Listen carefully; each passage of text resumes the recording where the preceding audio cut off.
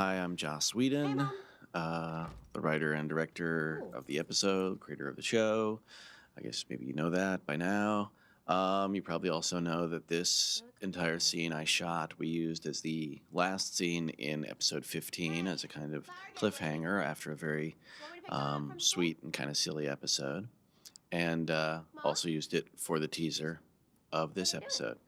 Never did that before, but we felt it was a scene that was worth repeating twice. Mom? It's a little hard to talk during it, especially seeing Christine lying there for the first time and hearing Sarah say, "Mommy." That line, very clearly written, "Mom" to Mommy, as she descends into, small girlhood at the thought of losing her mommy. This episode is one that I did because I wanted to show not the meaning or catharsis or the beauty of life or any of the things that are often associated with loss, or even the extreme grief, some of which we do get in the episode. But what I really wanted to capture was the extreme physicality, the almost boredom of the very first few hours. I wanted to be very specific about what it felt like the moment you discover something, you've lost someone. I think we're just about ready for pie. And then I'll be pretty much ready for barf. Xander! Gross. No, barf. And so what appears to many people as a formal exercise, no music, scenes that take up almost the entire act, if not the entire act, without end, is all done for a very specific purpose, which is to put you in the moment of that sort of dumbfounded shock, that airlessness of losing somebody. Now this scene I put in specifically, artistically rather, because I wanted to see what they had and happier times and to see Joyce. Now, I made a mistake. I put Joyce in the kitchen at the top of the scene. I should have had her coming back all during this and taking dishes away, so she was a constant present in all their lives. But of course, I didn't think of that until after the show had aired. But it was an indication of how things were great, and some of the fun of what the show's like. Also, for a more practical reason, I knew I had to have these opening credits, executive producers and whatnot, and I couldn't bear the thought of having them over the shot that's about to come, the long take of Buffy first dealing with the body. So I added this scene to be the exact length of those credits so that I could get them out of the way. So it had a practical application that led to an artistic decision that I think, is really useful. It's lovely to see Christine and Sarah together, having the fun. As long as you two stay away from the band candy, I'm cool with anything. A little even flirt moment with Giles. Like it's life goes on. It's very mundane, but at the same time, it's very, very sweet. Without hopefully being overly sweet. And then it's this. Now this shot, this is one long take, and it bears watching exactly how long it is, especially because Alan Easton, the cameraman, had the camera on his shoulder the whole time and was running around with Paul Theroux pulling focus on, a shot that just seemed never to end, and it wasn't a steady cam. He had no harness because I wanted that. The urgency of handheld, that you're in the moment of it. And so he kept recreating frames, and this is a very difficult thing to do, kneeling down, getting up. It was an extraordinary piece of camera work, and of course, an extraordinary piece of acting from Sarah, where I made her do this about 7 times. No, I came home and to go from the extremity of first finding her, the helplessness of not knowing what to do, all of the things that Sarah had to go through in this, she had to go through many, many times. I know this. And, every take was extraordinary. This coming up, the rib cracking experience, again, this is part of what you'll see a lot of in this episode, which is sort of almost obscene physicality, a little more physicality than we necessarily want or are used to. Are you there? That expresses itself Something. periodically throughout. Because death is a physical thing. There is a body. And apart from the sense of loss that you inevitably feel, there is the fact of the body. Should I make And her warm? and dealing with that is an experience that When will they be here? it really does kind of stop time.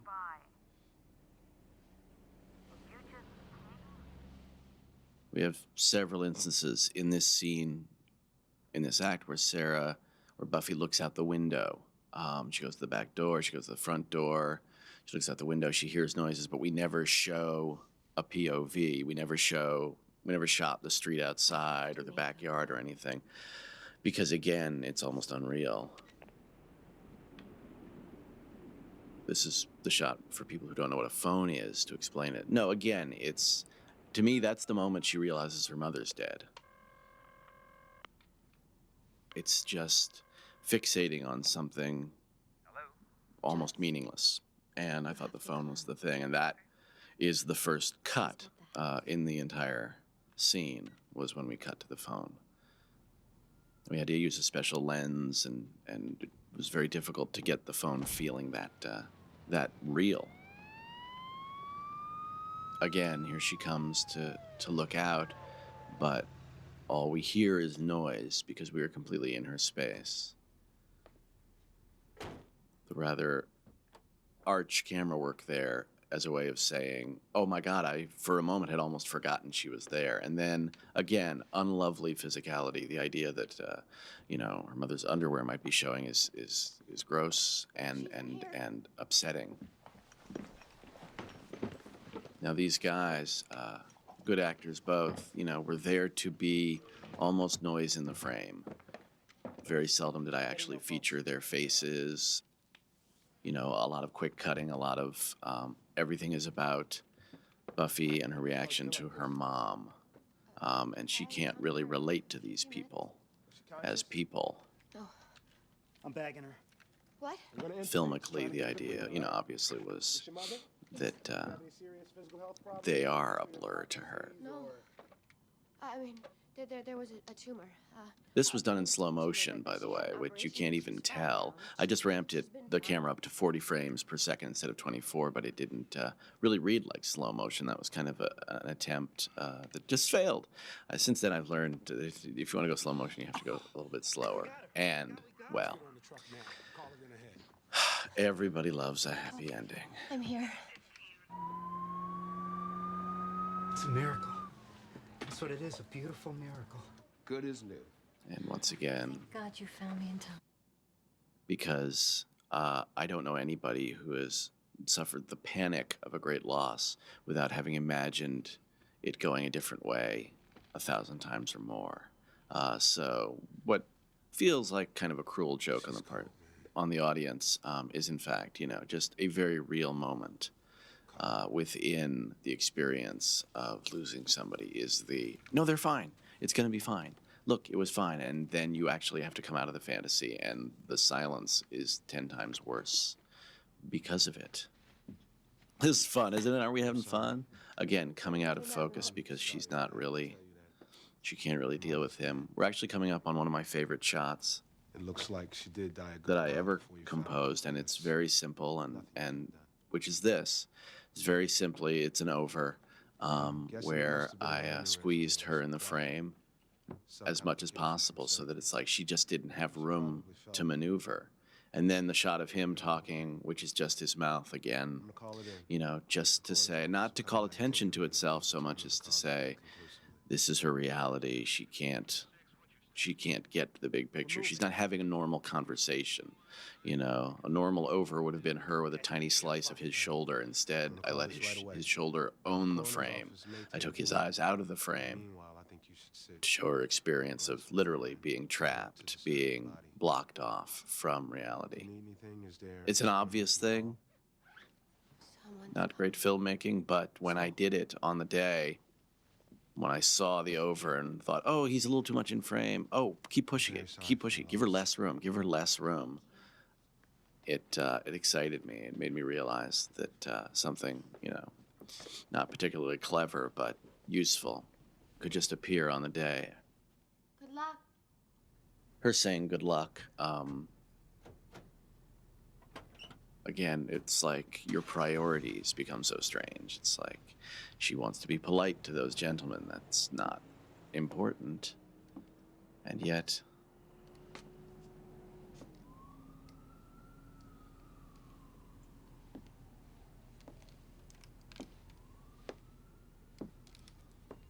some of this you don't really want to hear me talking during, but you're going to anyway.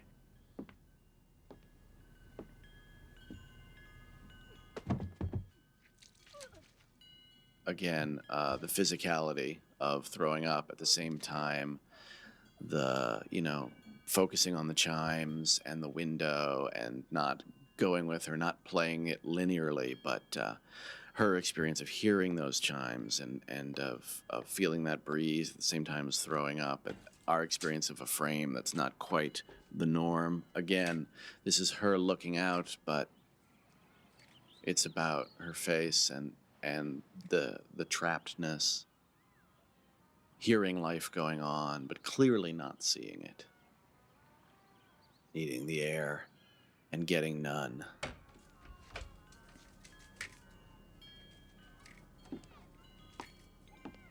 This show, difficult to shoot because there was a lot of walking, a lot of going from place to place. Because, again, I didn't want time cuts that let you out of the moment. I wanted to do everything like this, step by step, as it would happen. Sometime things are truncated. Giles gets there pretty quickly, but we all know how small Sunnydale is. I'm waiting. I deliberately kept him far away and her close up. I have to tell Dawn. She's at school. I'll go there.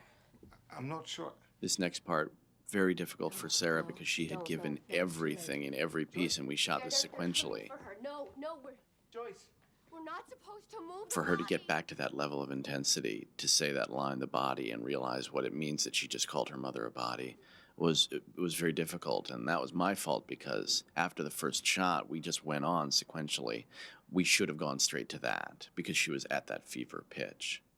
And let's, end with another nice shot of Joyce. Some people began to suspect, oh, by the way, she blinked here once. It's the only time she did, and they digitally removed it. It's unbelievable what they can do. Christine was amazing. 8 days of lying around. I can't believe And it. she was It's an not incredible that trooper bad. and lovely to be around. How can you say it's not that bad? I just don't think it's that big a deal. This a classic Tim Berman called me a freak in front of everybody. misdirect. We think she's No, crying about her that's mother, no and in big fact, she's deal. crying about the stupidest thing imaginable. He didn't say you were a freak. That was simply to Forget it. show that, He just said you you were think freaky. what's important in Yeah. life is important Freaky until, Kenny. you're actually confronted with something that is. Yeah. I did this shot as a oneer Suicidal head case. because, again, I always, as much as possible, wanted to keep the experience of being in their moment, even in this little mundane story. What's interesting about this act, I think, is this for me was the biggest risk because it's not about Mom. It's not about what's going on. It's about something we couldn't care less about. Will that boy like her? Will she get along in school? These little things. I'm telling a little, teen, high school, short story from the point of view of a 14-year-old girl when there's a dead person in the narrative. But I think part of what I wanted to get at was the complete ridiculousness of that. At the same time, the importance of it to the person going through it, and this act then becomes about later on the revelation of the fact that the telling. Kirsty alert. This is the only time we actually see somebody have to be told. And so I wanted to spend an entire act building up her life before I tore it down. But, you know, for an audience, I don't know. They could easily go, hey, we're bored.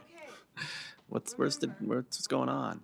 And yet, I don't think anybody was particularly anxious to return to the story because it's not exciting or fun.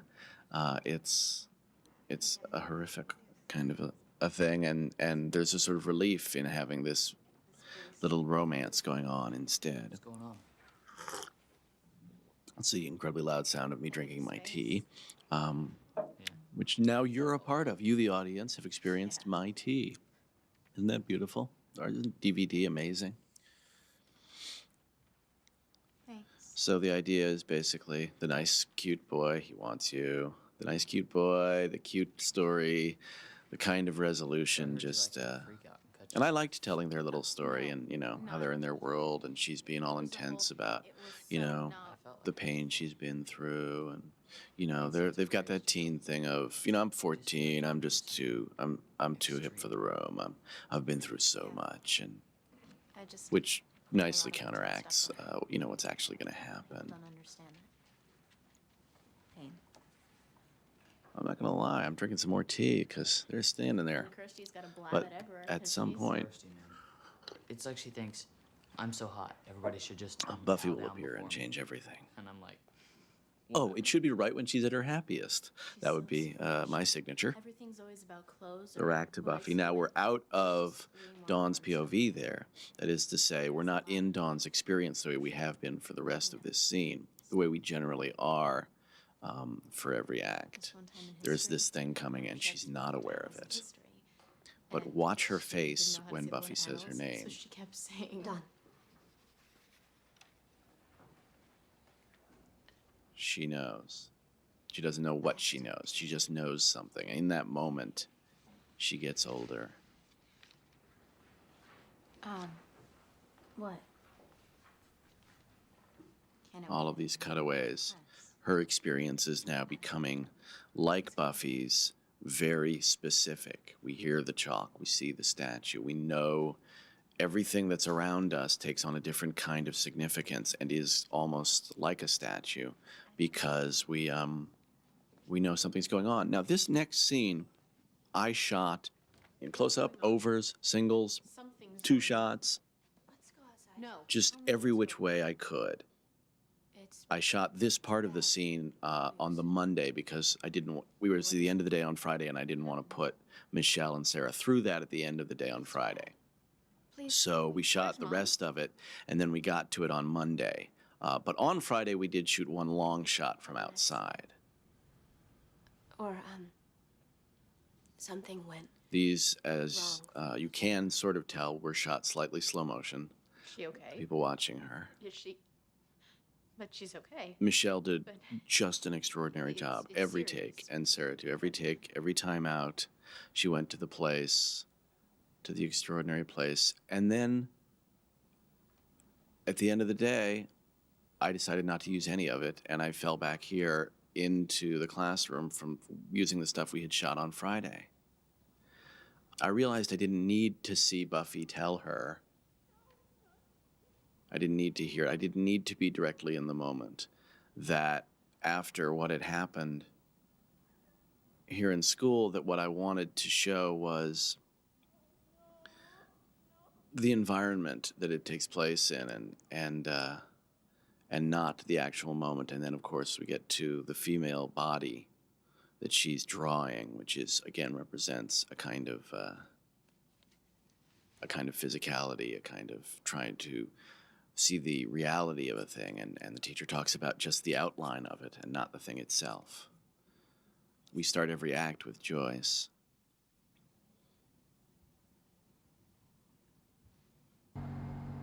And some people accused me of being morbid because we'd shot so much footage of Christine lying dead. But again, the body, this is what it's about. Now this we shot on a rooftop. We faked the window and the blinds I think they're here. to get back on our set, and then the rest of it is back on our set. But I wanted to tie in the car. Again, I wanted to see the physical reality of the place, and I wanted people to understand that everything was happening simultaneously, so they didn't have that feeling of being let out of what was happening. Everything just takes a little too long. What do you think? And then, of course, there's this. I shot Allie's side of this handheld again because she's kind of frantic, and Tara's side, It's like I'm I kept more static. guy. And Allie's cute This is cheering. in this, and absolutely heartbreaking. And this was the sequence that That's rude. That's the hardest thing to shoot for me. Not for her, because she can do this. if I had that blue one. I don't know how, but she can just do this. Joyce really liked But every take that we did, she made me and pretty much everybody around me cry. The two of them are extraordinary in this. I should wear the purple. The purple. I think the purple. It's just that it's so. I don't know. It I doesn't don't even mean want to something talk bad. when I see her like that. I get too think it's, upset. Royal. I know I'm supposed to, and I will. Royalty. Well, I can't see Buffy at the morgue and be all royal. Oh, I'm the king of everything. I'm better than you. The jokes in this I have to episode be come supportive, from but Buffy the needs me to be the supportive. ridiculousness of perspective. You know, I went to, Oh, my shirt's 9 a stores bit looking for a stupid. black tie because I thought I had to wear a black tie I to just my look friend's like a funeral, grown-up. and I became obsessive I'm about being it. grown up. I was like, it's not real if I don't wear a black tie. Shh, darling. This Can't do this. contains the kiss, which was the first time they had kissed on screen, and instead of doing a big they kiss on screen episode, I just stuck it right in the middle of this show, which again, the physicality. We can be there for Buffy. And they talk about being strong like an Amazon. That's a reference to the Frank song, Can be strong. which I don't know if a lot of people got, but it's a Strong like an Amazon. song I really like, and one that I thought would be appropriate, not just because she's gay. Again, getting back to the kiss, that's the thing I was talking about, where what's real, what's physical is what I'm attuned to here.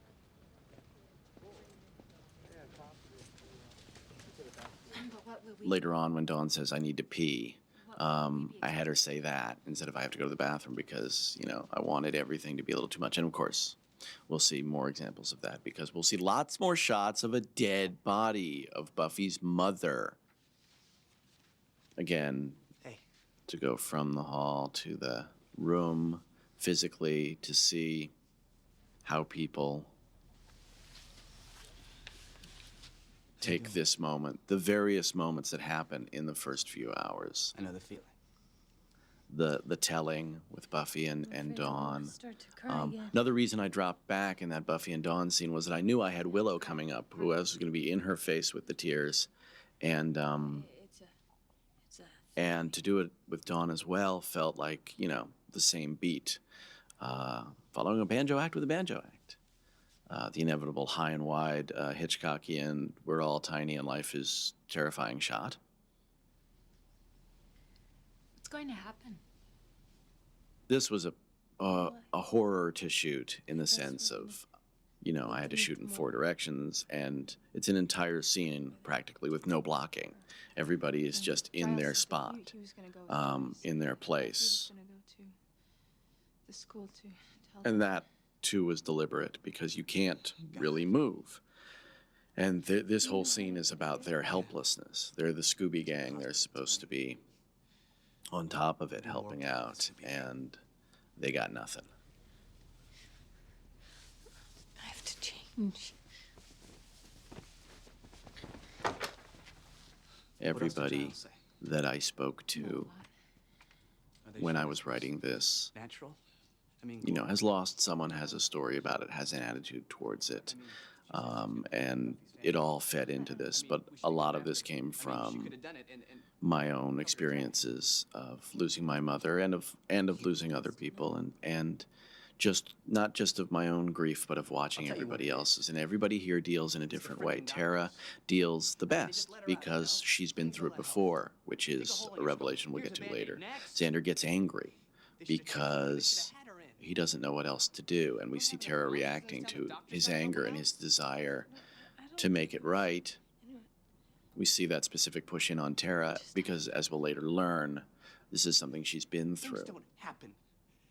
Willow, of course, wearing her heart on her sleeve and completely at sea about, you know, the clothing thing becoming just something to latch on to. Okay.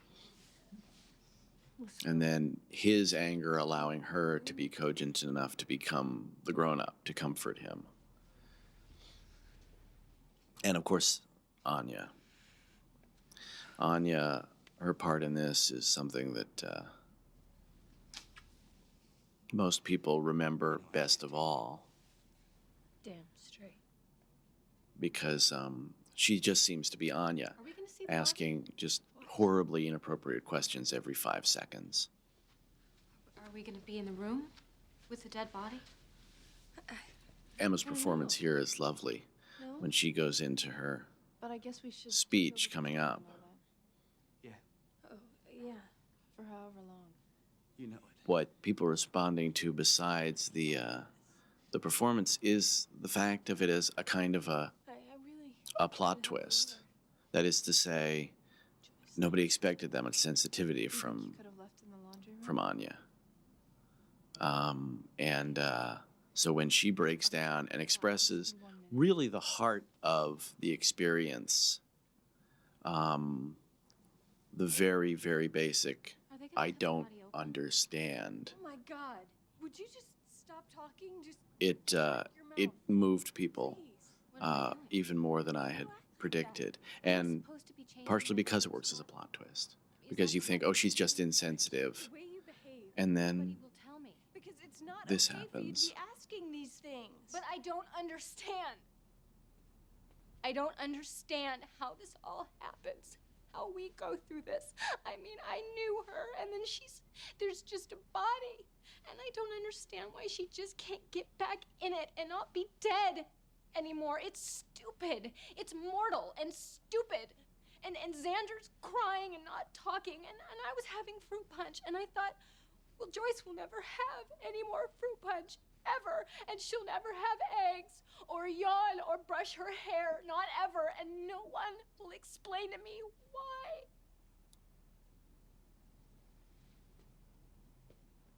I was very specific with her about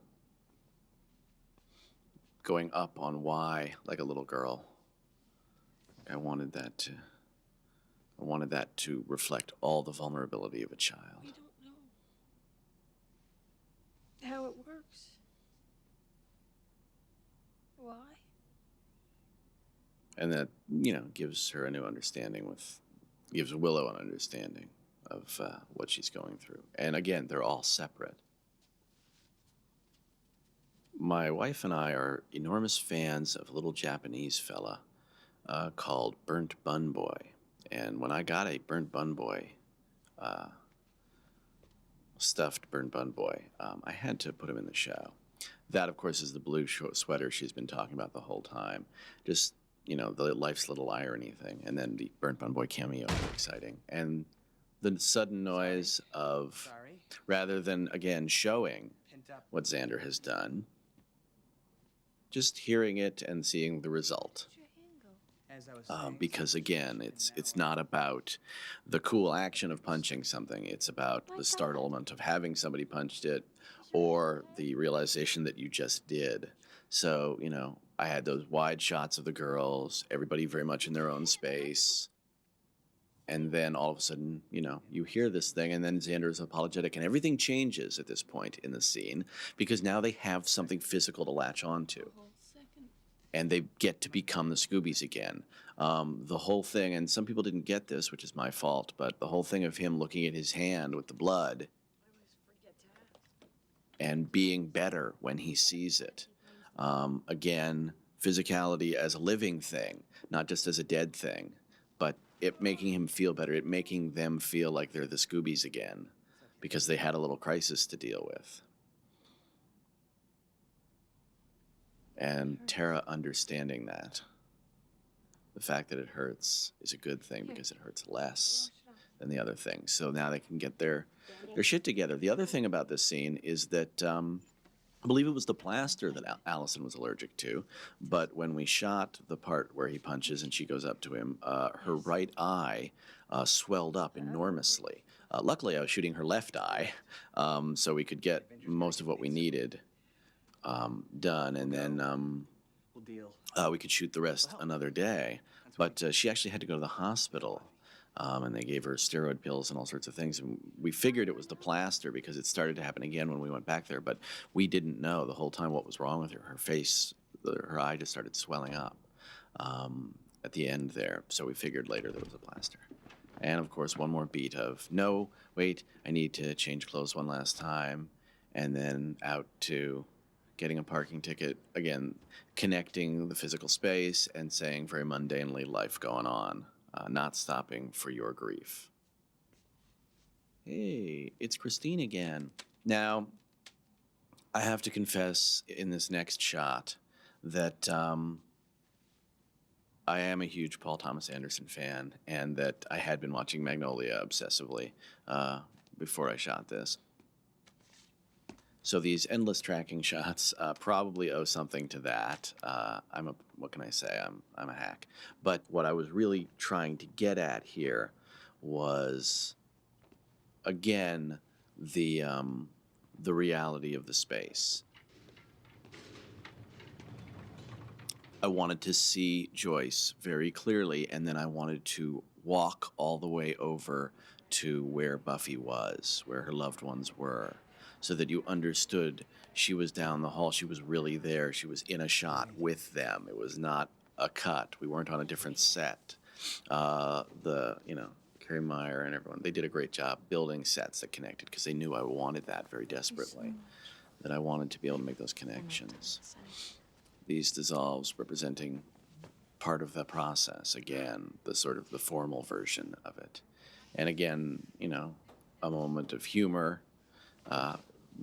Emma Caulfield, God bless her, will always give you the moment of humor when no other character seems appropriately to be able to.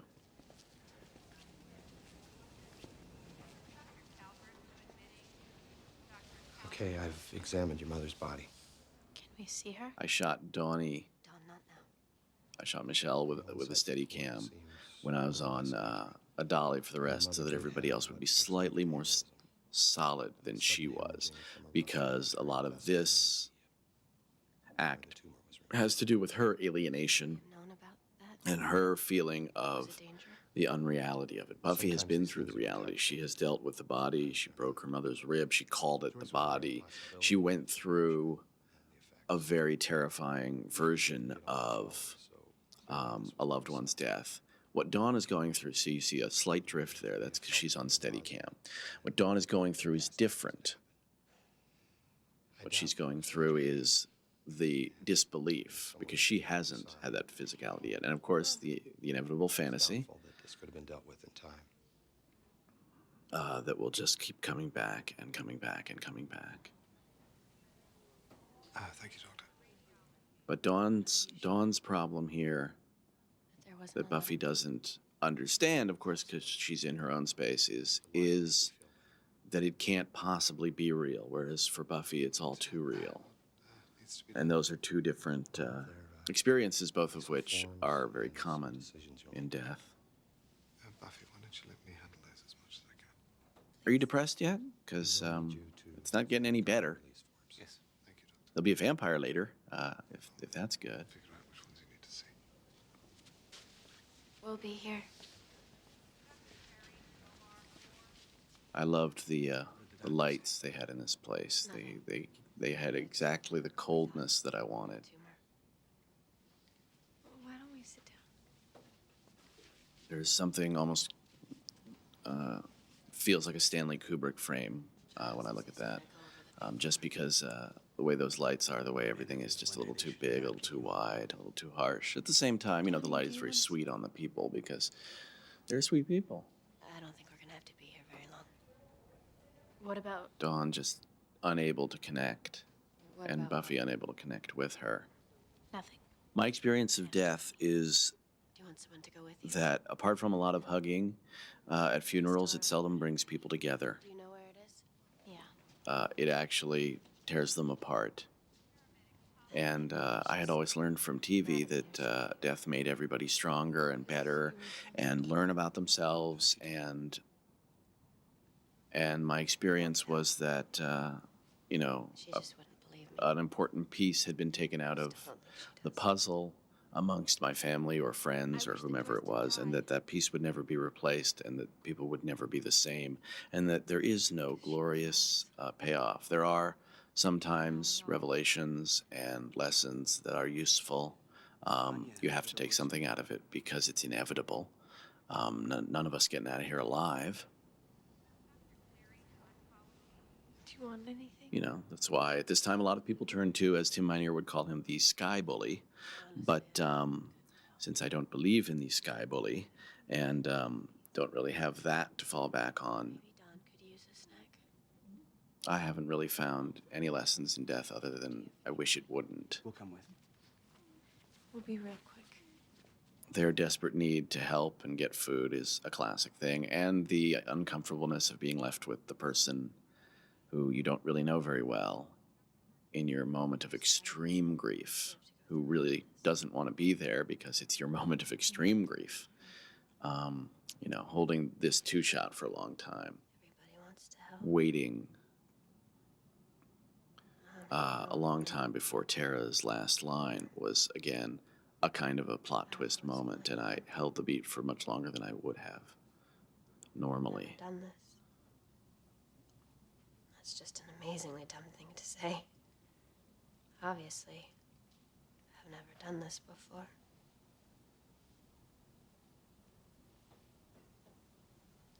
I have. My mother died when I was 17.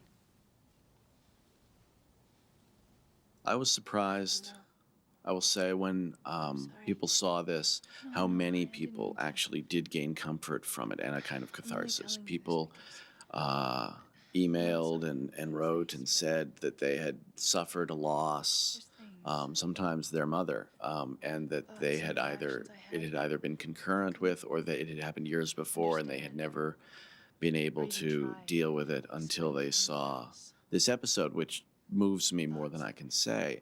It surprised me, though, because I really was after that feeling when, in the first few hours, when there is no solution or catharsis or anything else, and just to capture those moments and If you ever need.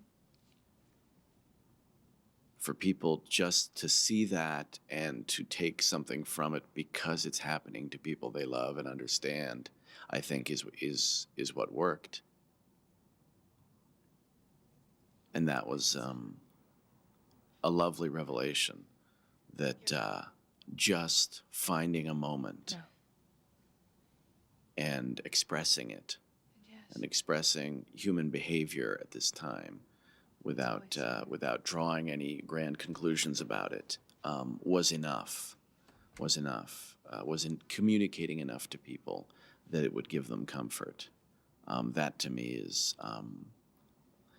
well, it's pretty much why I'm here. Not that every episode that I make is going to be this depressing. Sometimes we have jokes and all kinds of things on the show. It's really very exciting. The long walk down the hallway, different than the walk for the doctor. For the doctor, it's a completely run-of-the-mill experience. For Dawn, it's a horror. Literally.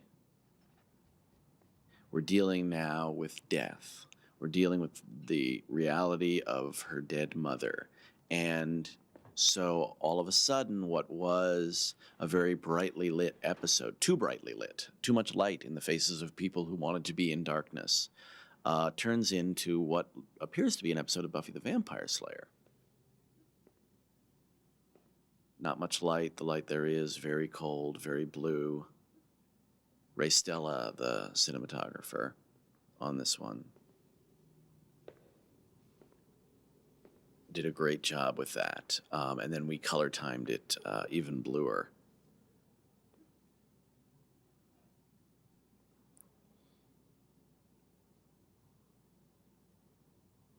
Notice how we pulled the sheet down so you could clearly see that was a face. And this is something she needs to do. And other people I know have expressed this need. I can't quite, but I need to know what it is. I need to see it. And then that's not helping anybody. Now, some people were like, why a vampire in this episode? But I was very specific about it. I wanted a vampire, first of all, who looked more like a corpse than anything else.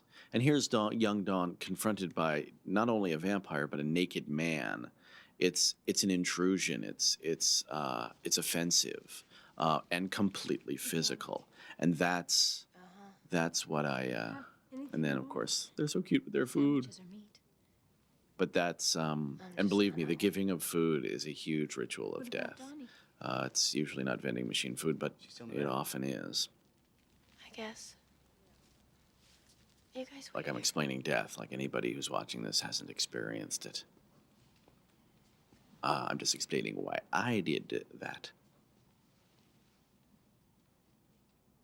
But the idea of the vampire was partially that it is an intrusion. It doesn't belong here. The way Tara finds herself being the only one sitting with Sarah and feels she doesn't belong, but then actually has something to offer.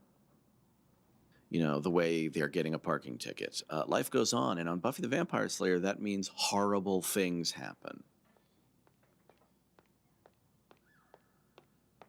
And this fight was done differently than any other fight I'd done before. I made it as much of a gross wrestling match as I could. You know, hands in the face. And then, of course, pulling the sheet off of Joyce, you know, in the worst way possible. But rather than, you know, a great, cool kickboxy fight, I made this, you know, like a genuine struggle. Because, again, I wanted to stress the reality of it. And killing the guy, Donnie is getting what she was looking for. Again, she can't quite. The frames are never as clean as we want them to be in this show. See, we really painted him up to look dead. And when I kill him again, I do it the worst way imaginable because I wanted to be in your face with it. If I say physical again or, you know, real, you guys are just going to turn this off, so I won't.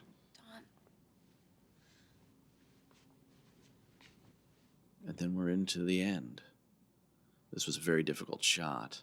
We didn't have room for a dolly track, but we had Bill Brumman, cameraman, Steadicam extraordinaire, basically aping a dolly shot by walking up onto a ramp so I could get the 3-shot that I desperately wanted to go from Buffy to Dawn to the 3.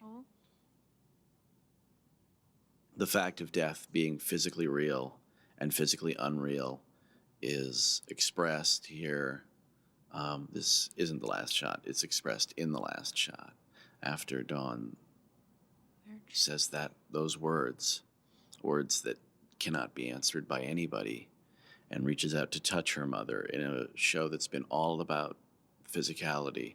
This girl who needs to know, to understand, never touches her. And that was done very specifically.